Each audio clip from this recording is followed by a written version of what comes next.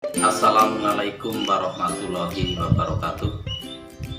Selamat berjumpa di media pembelajaran Matcil, mantap pembelajar Cilacap. Pada video kali ini saya akan mengupas tuntas tentang pembelajaran matematika di SMA dengan cara cerdas, dengan cara cermat, sehingga kalian nanti akan lebih mudah menerima pembelajaran dengan media pembelajaran di channel Matcil. Pada video ini saya masih melanjutkan materi matematika peminatan untuk kelas 11 MIPA, yaitu pada standar kompetensi rumus jumlah dan selisih dari fungsi sinus dan kosinus. Mari kita mulai pembelajarannya. Rumus jumlah dan selisih sinus dan kosinus. Kompetensi dasarnya yaitu kompetensi dasar 3.2 adalah membedakan penggunaan jumlah dan selisih sinus dan kosinus. Itu kompetensi dasar 3.2. Untuk kompetensi dasar 4.2, yaitu menyelesaikan masalah yang berkaitan dengan rumus jumlah dan selisih dari fungsi sinus dan kosinus. Jadi ada dua kompetensi dasar 3.2 dan kompetensi dasar 4.2. Sedangkan tujuan pembelajarannya adalah setelah kegiatan pembelajaran ini diharapkan Ananda dapat menggunakan rumus jumlah dan selisih, fungsi sinus, kosinus, atau tangen untuk menentukan nilai dari sudut sinus, kosinus maupun tangen, dan kebalikannya yang tidak istimewa, dan dapat menyelesaikan masalah yang berkaitan dengan hal tersebut. Namun pada video kali ini khusus saya akan membahas tentang rumus jumlah dan selisih dari fungsi kosinus. Oke, kita sepakati anak-anakku, pada video kali ini saya akan membahas tentang rumus jumlah dan selisih untuk fungsi kosinus. Mari, apa saja yang akan kita kupas? Uraian materinya yaitu pada bagian yang kedua tentang rumus untuk fungsi. Nih, diperhatikan, untuk fungsi kosinus alfa ditambah beta, dan yang kedua yaitu untuk fungsi kosinus alfa dikurangi beta. Ini untuk materi yang kedua. Kalau materi satu, pada video 1 tentang rumus untuk fungsi sinus alfa ditambah beta dan sinus alfa dikurangi beta. Nah, pada video kali ini saya khusus akan membahas tentang kosinus alfa ditambah beta dan kosinus alfa dikurangi beta. Baik, sebelum melanjutkan materi ini terlebih dahulu akan saya ingatkan kembali tentang apa? Tentang sudut berelasi pada kuadran 1. Daerah ini disebut daerah kuadran 1. Oke. Pada daerah kuadran 1 berlaku ketentuan sinus alfa, jika ada sudut alfanya itu di sini, sinus alfa sama dengan kosinus 90 derajat dikurangi alfa. Kemudian yang kedua, kosinus alfa besarnya kosinus sudut alfa ini itu sama dengan sinus 90 derajat dikurangi alfa. Ini adalah pernyataan sudut berelasi pada kuadran 1. Mari yang selanjutnya. Kali ini saya akan membahas tentang rumus jumlah dari fungsi kosinus. Jadi yang akan kita bahas adalah yang ini, yaitu tentang rumus cos alfa ditambah beta. Nah, dari rumus ini saya mencoba menggunakan tentang sudut berelasi ini. Oke, sudut berelasi ini ada pernyataan cos alfa. Perhatikan, cos alfa sama dengan sinus 90 derajat min alfa. Ini satu kesatuan. Jadi kalau ada cos alfa itu berelasi dengan sinus 90 derajat min alfa. Nah, di sini fungsinya ada dua, alfa dan beta. Sehingga kalau cos alfa dan beta dirujuk, dirujuk dari rumus sudut berelasi, maka berlaku fungsinya berubah jadi fungsi sinus. Nah, sinusnya adalah yang depan 90 derajat. Sedangkan di sini fungsinya kan hanya alfa, maka di sini dikurangi alfa. Sedangkan di sini ini sudutnya dua, alfa ditambah beta, sehingga cos alfa ditambah beta sama dengan sinus 90 derajat dikurangi alfa ditambah beta. Paham ya? Kalau di sini alfa, maka di sini 90 derajat min alfa. Sedangkan di sini adalah alfa dan beta.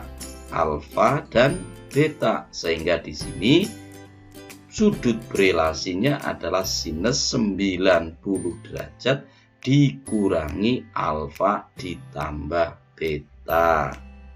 Paham ya? Jadi dikurangi alfa ditambah beta ini merujuk dari sudut berelasi. Oke, yang selanjutnya mari kita lihat. Ini bagian depan ini tandanya negatif, jika dikalikan dengan alfa menjadi negatif alfa. Negatif dikalikan positif beta menghasilkan negatif beta. Sehingga kalau ini diuraikan diperoleh seperti ini. Negatif alfa, negatif beta. Namun kurungnya saya pindah ke depan ini. Kita pindah ke depan kurungnya, yang tadinya mengkurung alfa plus beta, sekarang kurungnya memberi tanda untuk 90 derajat min alfa. Oke. Lalu kita ingatkan tentang rumus yang kemarin, yaitu tentang sinus dari alfa dikurangi beta. Oke, yaitu rumusnya adalah rumusnya adalah apa yang kemarin, yaitu sinus dari alfa kosinus beta. Oke, kosinus beta min dikurangi dari kosinus alfa dikali sinus beta. Oke, sinus beta. Nah, ini karena tulisan kurang bagus maka saya hapus saja lah. Kita hapus saja, kita ganti yang bagus, yaitu kita lanjut. Mari dilanjut. Sehingga diperoleh berdasarkan rumus sinus adalah sin yang depan ini kan jadi satu kesatuan. Ini berarti sinus 90 derajat min alfa dikali cos beta dikurangi kosinus 90 derajat min alfa dikali sinus beta.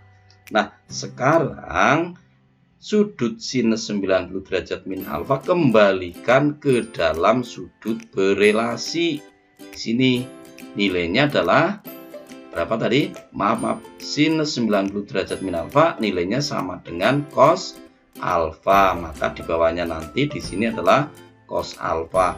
Cos 90 derajat min alfa yang atas menjadi sin alfa. Sehingga diperoleh sinus 90 derajat min alfa jadi cos alfa, kosinus 90 derajat min alfa menjadi sinus alfa. Dari mana? Dari sudut berelasi.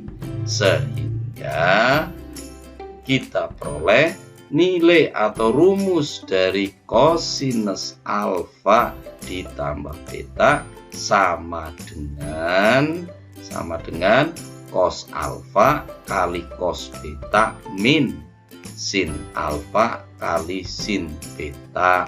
Kalau kita tulis yang lebih besar menjadi seperti ini. Jadi cos alfa ditambah beta sama dengan cos alfa kali cos beta min sin alfa kali sin beta. Diperhatikan. Di sini tandanya plus, di sini tandanya min. Fungsinya kosinus alfa kali kosinus beta, sinus alfa kali sinus beta. Oke, selanjutnya jika tanda ini saya ganti dengan min, sehingga akan diperoleh cos alfa min beta sama dengan cos alfa kali cos beta ditambah sin alfa kali sin beta. Kenapa di sini ditambah? Mari kita perhatikan yang atas. Di sini tandanya plus, di sini berubah jadi min. Lah kalau di sini min, maka di sini berubah jadi plus. Sehingga untuk rumus cos alfa ditambah beta dan cos alfa dikurangi beta, kita peroleh dua rumus ini. Bisa dipahami? Yang pertama, jika ada cos alfa ditambah beta, jawabannya atau rumusnya cos alfa kali cos beta min sin alfa kali sin beta. Sedangkan yang kedua, cos alfa min beta sama dengan cos alfa kali cos beta ditambah sin alfa kali sin beta. Paham? Oke, kalau sudah paham, saya lanjutkan dengan contoh 1 biar mudah penggunaannya. Yaitu contohnya tanpa menggunakan kalkulator atau tabel trigonometri. Hitunglah nilai dari kosinus 75 derajat. Nih, pertanyaan saya, sudut 75 derajat masuk sudut istimewa atau bukan? Oh iya, bukan. Nah, sedangkan mencarinya kalau bukan sudut istimewa harusnya menggunakan kalkulator atau tabel trigonometri. Namun di sini tanpa menggunakan berarti tidak boleh menggunakan kalkulator atau tabel fungsi trigonometri. Lalu bagaimana solusinya? Mari kita lihat penyelesaiannya. Penyelesaiannya mengubah sudut 75 derajat menjadi dua buah sudut istimewa. Sudut istimewanya adalah 45 derajat dan 30 derajat. Sehingga terbentuklah soal baru, yaitu kosinus 45 derajat ditambah 30 derajat. Kalau kita mau menggunakan rumus, berarti yang 45 derajat disebut alfa, yang 30 derajat disebut beta. Sehingga kalau kita mau menggunakan rumus menjadi cos alfa ditambah beta. Ingat, alfanya 45 derajat, betanya 30 derajat. Sehingga mari kita terapkan rumus.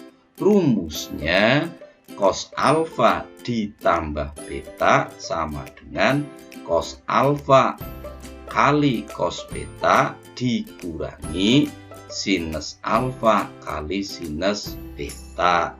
Sehingga yuk alfanya 45, betanya 30, sehingga diperoleh ini, yaitu cos 45 derajat dari mana? Dari cos alfa. Cos 30 derajat itu dari mana? Dari cos beta. Tadi betanya 30 derajat, tandanya negatif tetap. Sinus 45 derajat dari mana?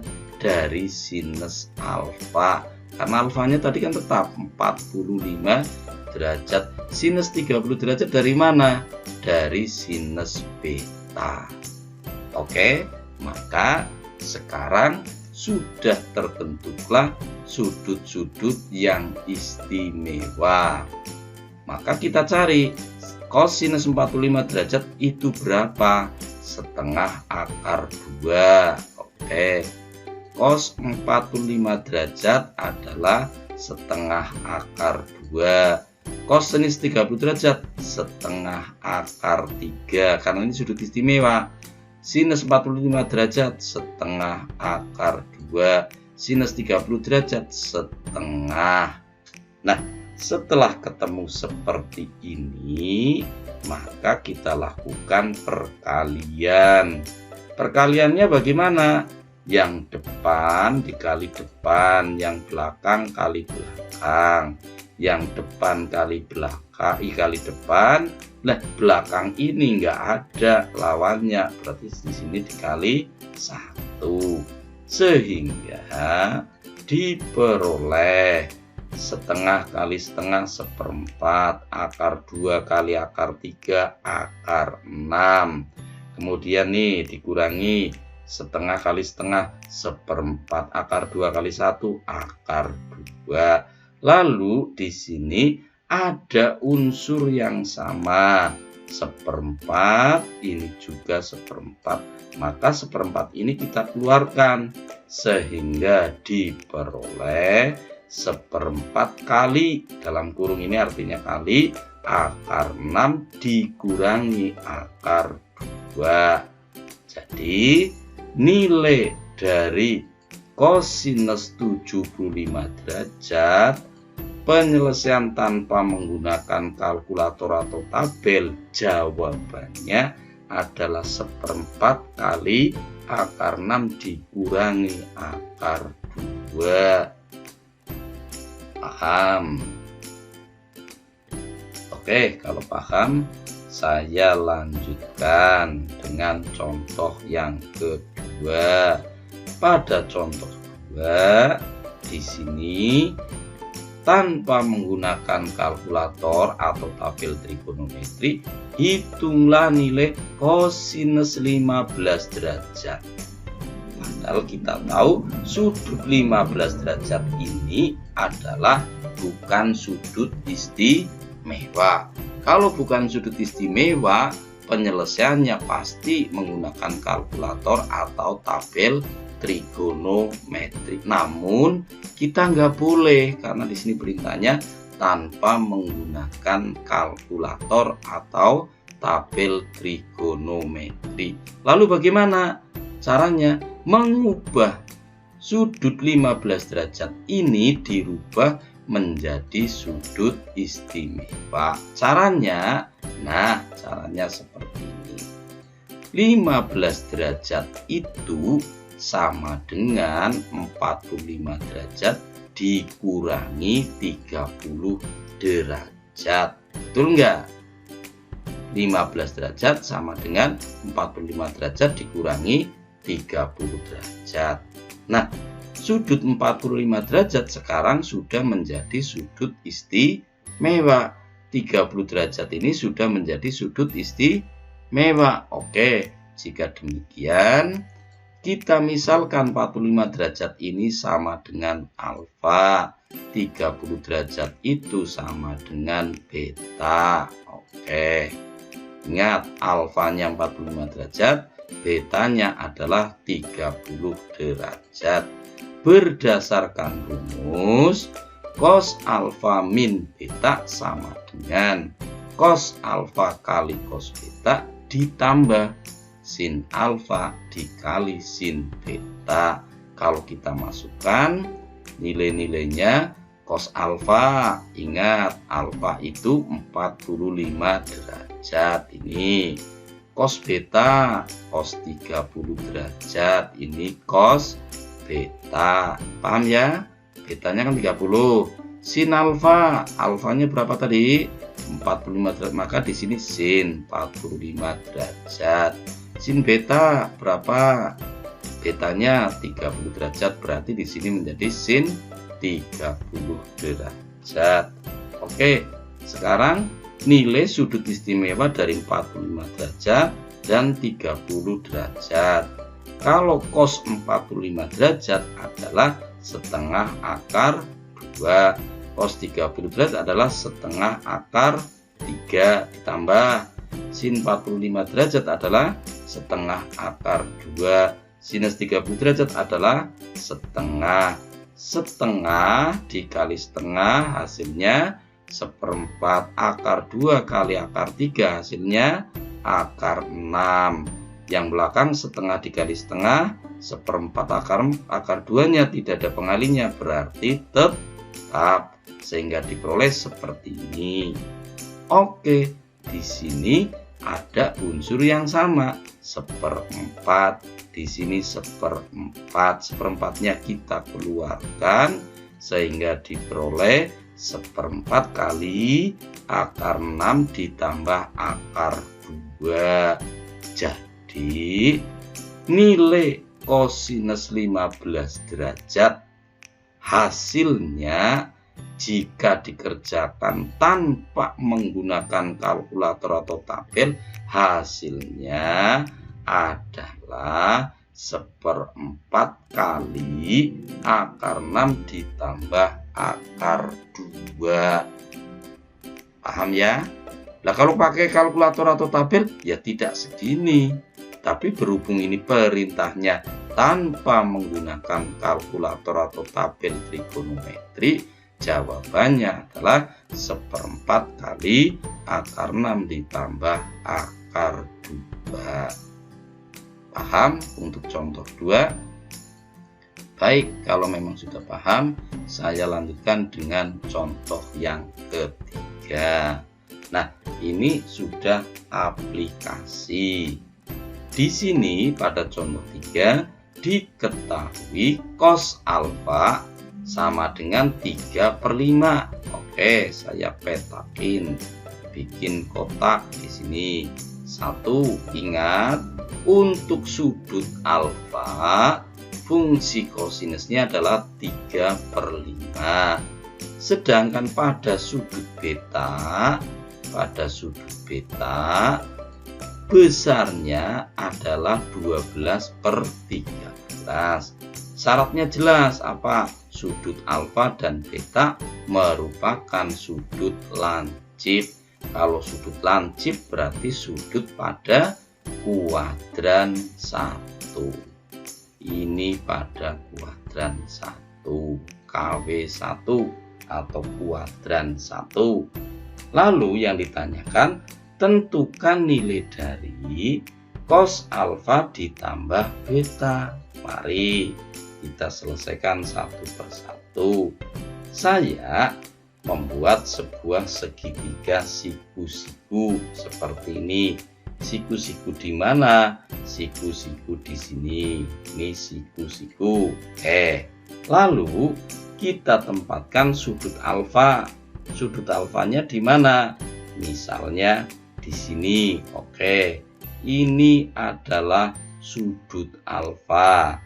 Berarti kalau sudut alfa ini menghadap ke sana, berarti ini dikatakan sisi depan atau D. Oke. Kalau sini berarti sampingnya sudut alfa, ini disebut sa. Oke, samping. Kalau ini disebut miring atau mi. Oke.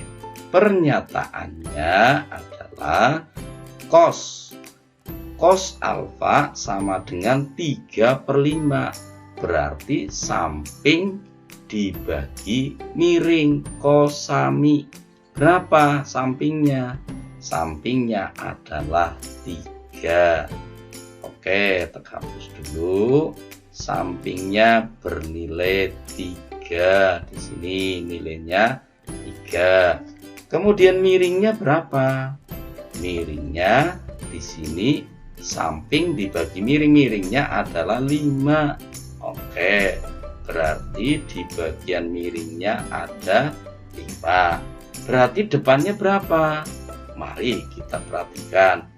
Kalau berdasarkan teorema Pythagoras berlaku sisi di hadapan sudut sama dengan kuadrat dari sisi miring dikurangi sisi samping.